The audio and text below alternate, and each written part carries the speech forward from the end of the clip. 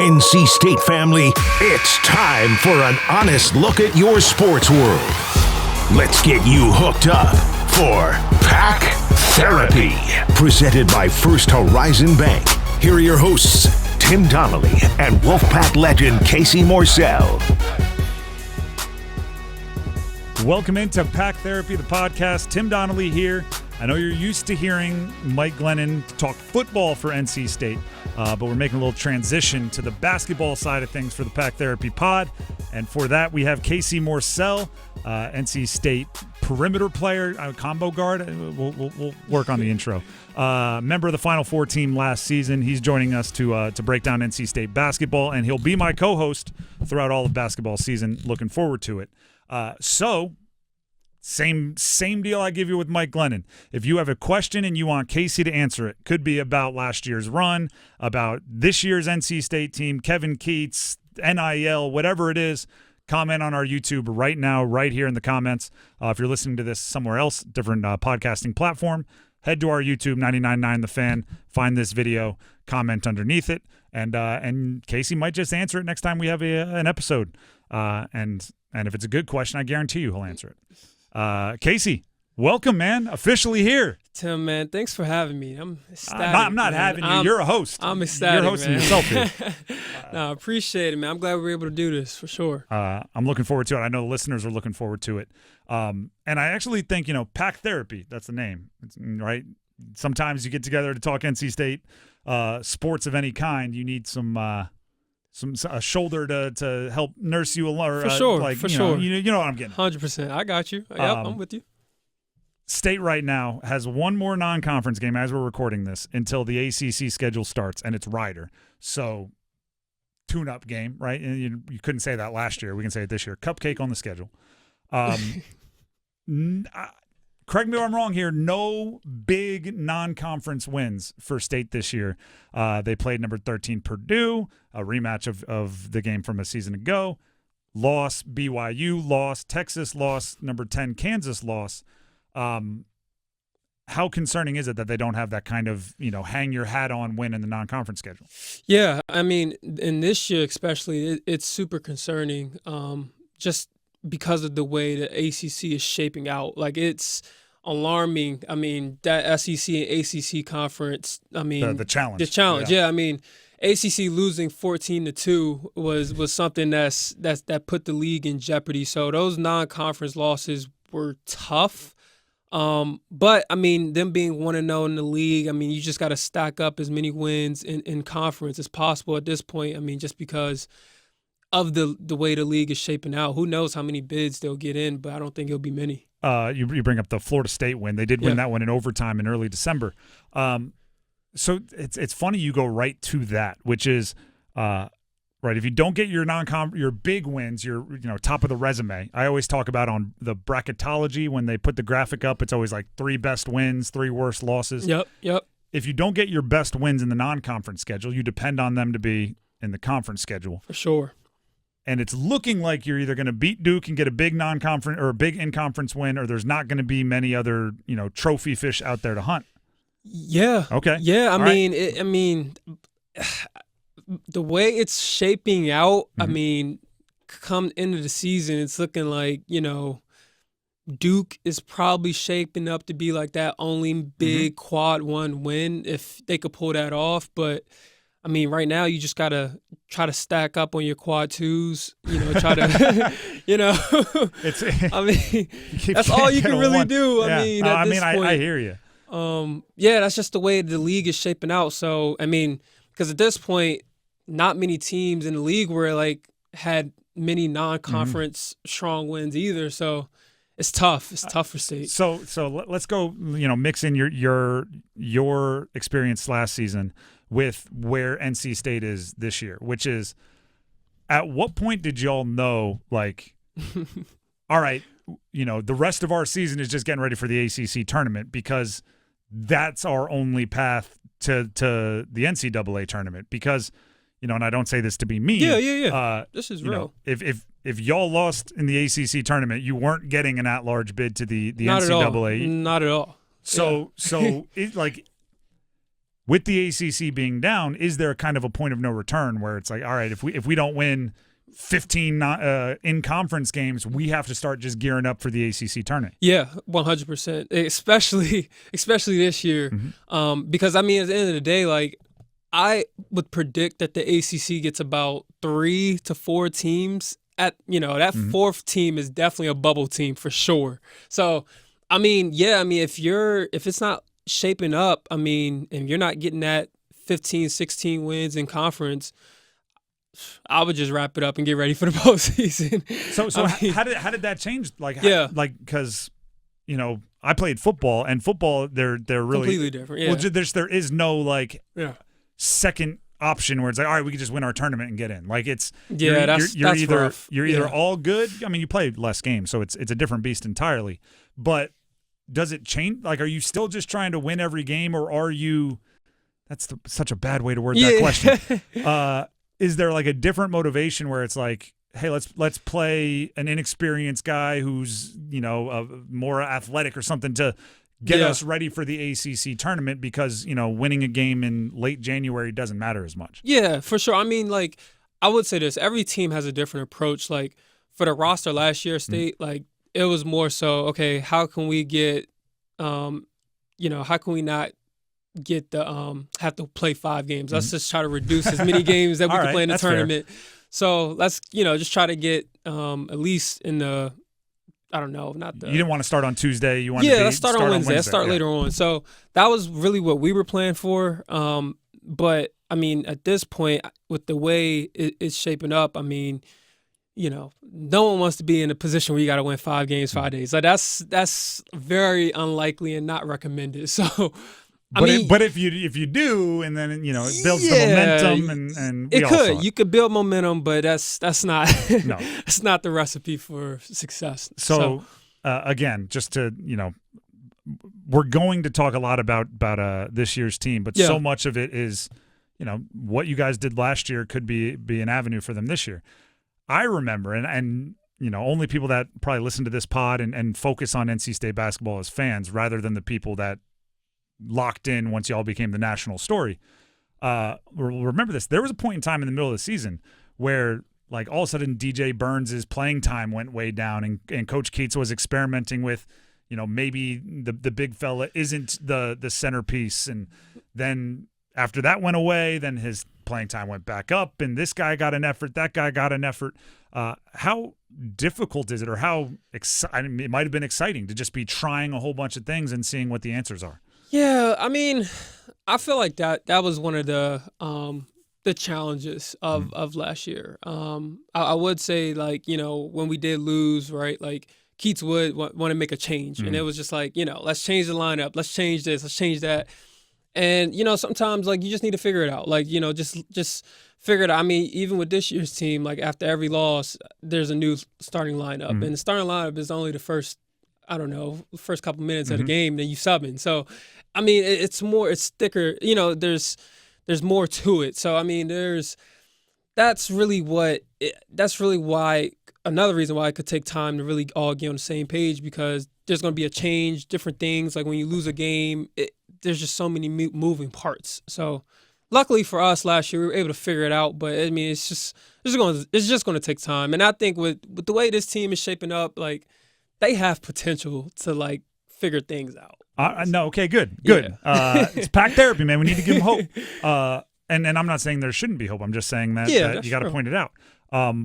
If there's potential, what signs are you seeing that tell you there's potential? Like, what are the flashes that get you excited?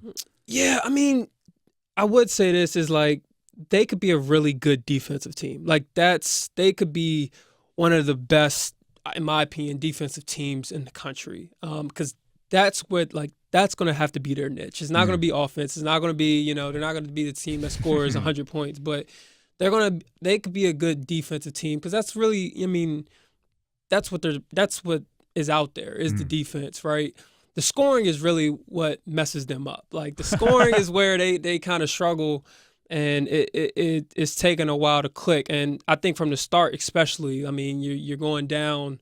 I mean, Kansas, I think they went down 15-0 from the start. Yeah. Like, it was, then lost by 15. So they went down 15-0 and then played them even the rest of the way. That's the game. So, I mean, that's, I feel like they shoot themselves in the foot a lot on the offensive end, and defense is where that could be their staple. So. We're talking with Casey Morsell, my new co-host of Pack Therapy, talking state basketball. We're going to take a quick break here, but when we come back, I want to take a little trip through the roster, look at each individual player, at least of the main contributors, get Casey's thoughts. So the first part of the season, kind of non-conference breakdown, will continue coming up after this.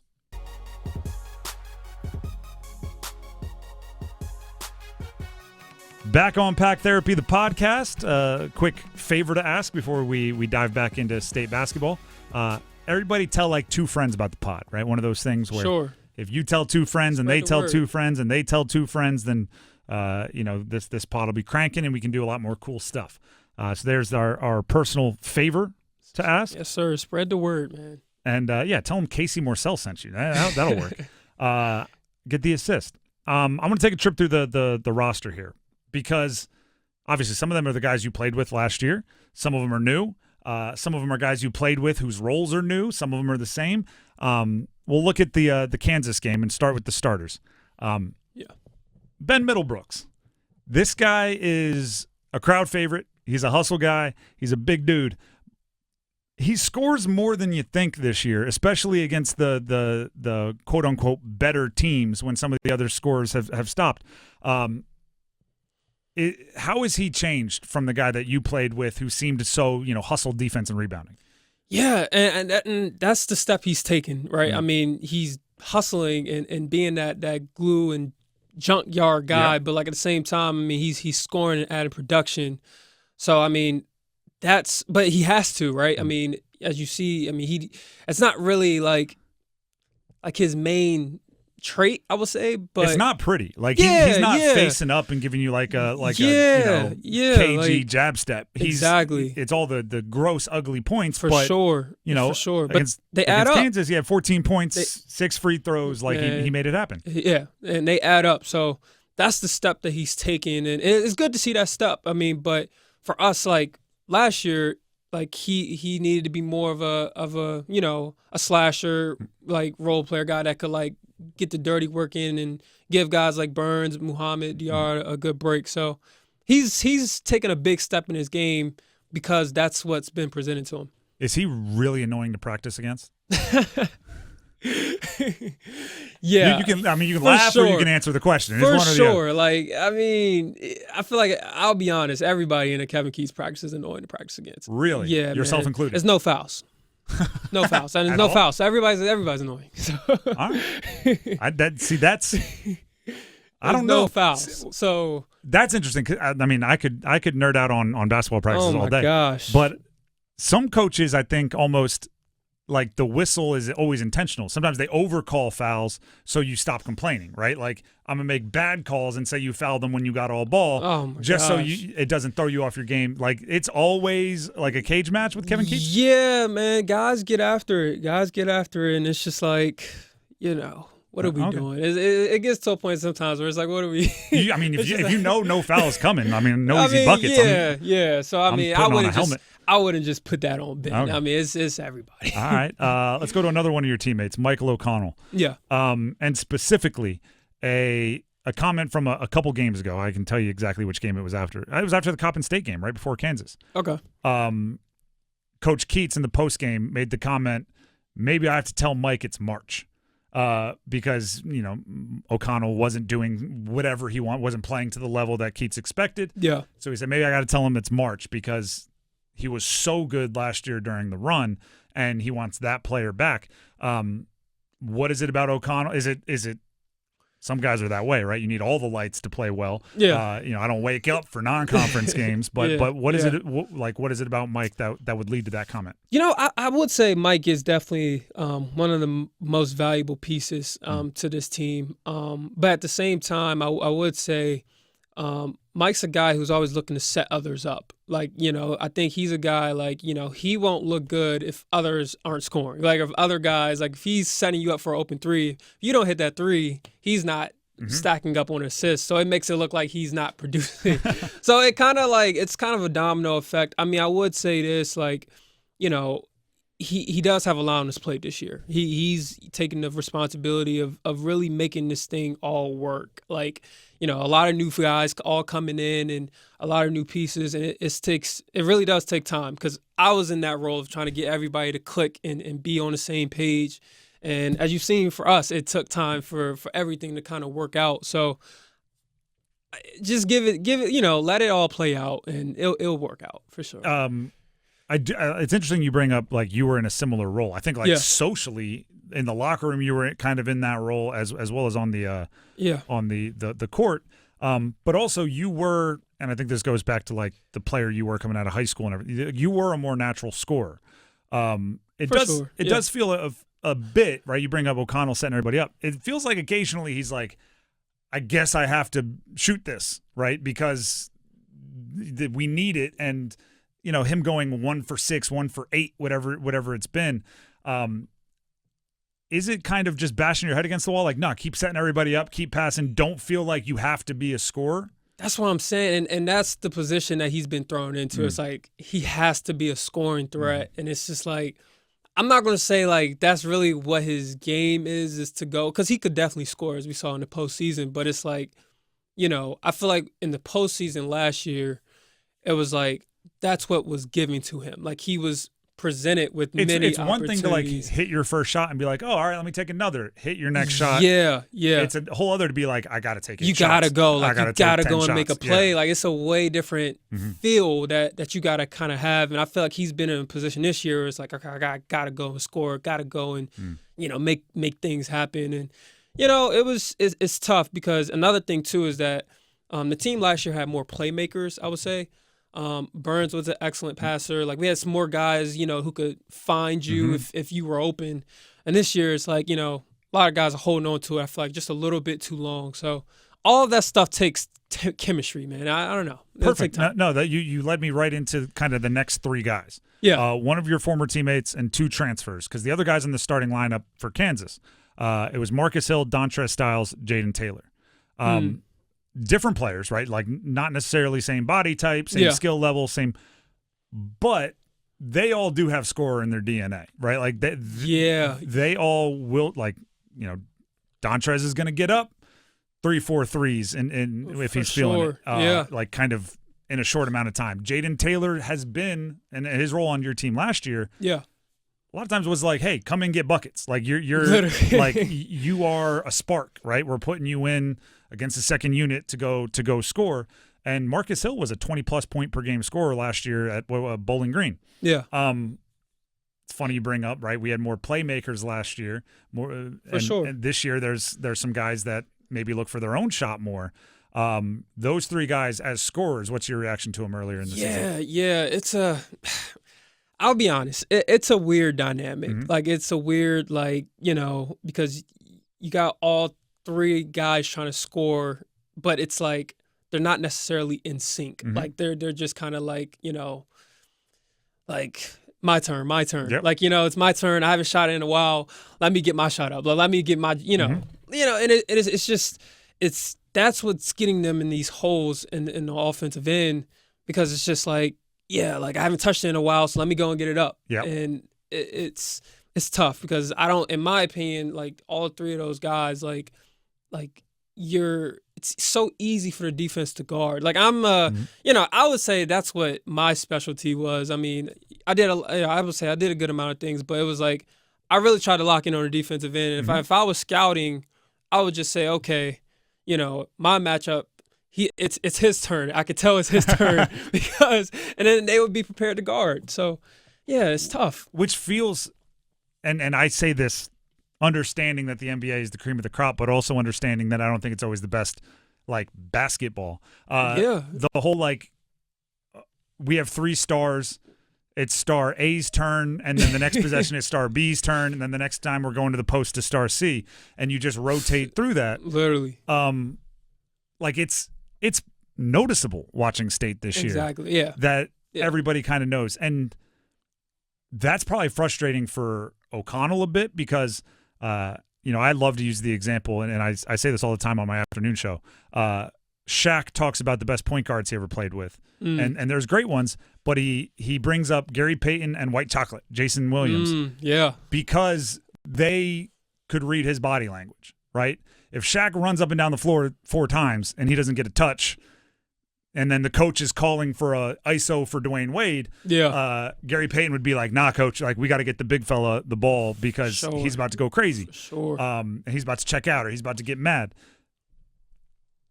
Is there, with the transfers and so much overlap, and maybe you were the guy they trusted or DJ Horn or DJ Byrne, whoever was the guy they trusted, is there a way to get that trust so the 3 scorers can be like, before I go crazy, I'll get a shot. I don't have to go grab the ball to get my shot before I go crazy. Yeah, like it's just a small difference, right? For sure. I'm not arguing Marcus Hill shouldn't get shots. He should, right? He's a 20-point scorer last year. Like, that's real regardless of what level it happens at. But I want him to trust that he's going to get the shots without having to do it all and, go grab it and demand it's the wrong word, but just make it happen. Yeah, like that. And that's the thing, that's where the chemistry and the time, all comes into play. But at the same time, that's a skill, everyone fully believing in their role, knowing their role. You know how it was on football, just everyone knowing their role and really accepting it. That's because at the end of the day, not everyone could be a number 1 scoring option. Everyone can't be that guy. And State has 3 or 4 guys trying to be that scoring option based off of what it looks like. So, I mean, knowing your role and accepting the fact that, okay, this is what we're going to do to make this whole thing work out. I mean, that's a skill that many people are missing. Is there any way, and this is if you had the answer to this, you might be coaching a college team. Yeah. Is there any way to accelerate that process? Because your team last year had some of it as well. And I mean, you found it, but it was for sure, 4 seconds before the buzzer, you finally got it figured out. Yeah. Is there a way to accelerate that, or is it truly, like cooking a turkey? You just got to put it in the oven and wait 4 hours. There's you can't put it in the microwave. Yeah, I mean, Tim, honestly, this might be a really this thing might surprise you, but from what I've seen is they have to be really good friends off the court. They have to really like each other and want to go out and do things with each other off the court. And that's what sometimes the transfer portal does is because it's it could create a culture where it's clock in, clock out. And when you have that, when guys just coming in, now you don't know how to read, you don't know how to have different conversations because it's just you just here just to get the job done and go home. So yeah, I mean, you just hit on, I think, fans most demanding critique, which with the portal is you don't grow together. You don't. Oh yeah. You don't have that chemistry with everyone on the team, right? For sure. We were joking off air. We were just talking just before this pod, and we were obviously we're getting to know each other. We're going to be hosting this pod for the rest of the season together. And you asked, did I stay? I played football at Delaware. Were you at Delaware all 4 years? You stayed there the whole time? Yeah. Which is a question you have to ask everybody your age because everybody bounced around oh, where'd you commit first? Oh, where'd you play second? My era, that wasn't a question to ask. It was you played at Delaware? Oh, cool. You played at Delaware. You played at State? Cool. Yeah. You played at State. We didn't even ask that question. And because of that, right, there were times I was a backup quarterback and I would come into a game and me and that wide receiver had 10,000 reps together because, there were days in the summer where the starter was home or he was studying for a test and then I was the guy. Y'all built that up. Yeah, exactly. Over years. Yeah. And it just doesn't happen. So, I can't imagine what it would be like as a backup quarterback or as a backup point guard or whatever to come in without all of that time and expect it to be the same, hey, when I scramble, I need to know where you are. I need to, you need to know what I like. I need to know what you like. And it seems like State catches themselves there multiple years in a row now, Yeah. you catch yourself at this point in the season going like, we just need the chemistry. We just need the chemistry. Yeah. And I don't know if there's an answer to it. Yeah, I mean, that's where it gets tough, right? I mean, like you said, I mean, just growing with each other and, you figuring out like, okay, this is what my wideouts like look for. Yep. Like, like that's This guy likes jump balls. This guy likes back shoulder. Like there's all that kind of stuff. That's valuable. Yeah, that's valuable. So, and like you said, some teams can get it though. That's the thing. Like some teams could have it all click and then, I hate be to on bring the same page early. I hate to bring up another ACC team, but the team for the ACC that is winning some non-conference games is Duke. Yeah. They have 2 returners and 10 new players on that roster. Good point. So it's not impossible to win with new players. Like I wanted that to be clear. The transfer portal is not lowering the possibility, but I don't think Duke has the best chemistry in the world either. Like they're finding ways kind of outside. Let's quickly talk about some of the bench players from that Kansas game. Brandon Huntley-Hatfield. Last time we talked was actually for the afternoon show. Okay. You highlighted Huntley-Hatfield as a guy who you thought maybe had a higher scoring potential. Is he getting more comfortable doing that sort of thing? Yeah, it's been going up and down. I think, in my opinion, something that I think Brandon's kind of struggling with is being like splitting minutes with Ben. Mm-hmm. In my opinion, that's what it looks like. It's something that he hasn't really had to be in that position. I mean, because at Louisville, he pretty much started the majority of his game. So now that's like, Ben is a guy who, deservedly, deserves the credit of starting and playing. But it's like, I think Ben's used to that, splitting minutes, because he did it last year. Yep. And Huntley-Hatfield, it's like something that he just hasn't really caught on to. So I think we'll see a kind of up and down scoring games from Brandon. Could you play them both? Their skill set overlaps a bit, but I mean, again, looking at Huntley-Hatfield at Louisville last season, there's stretches where he was going like 7-8 games, scoring 15 plus, darn near every game. Yeah. If he needs more minutes and rhythm to score like that, and you can't take Ben Middlebrooks off the floor because of everything he brings. Is there a world where, could you go straight 1997 and have 2 bigs?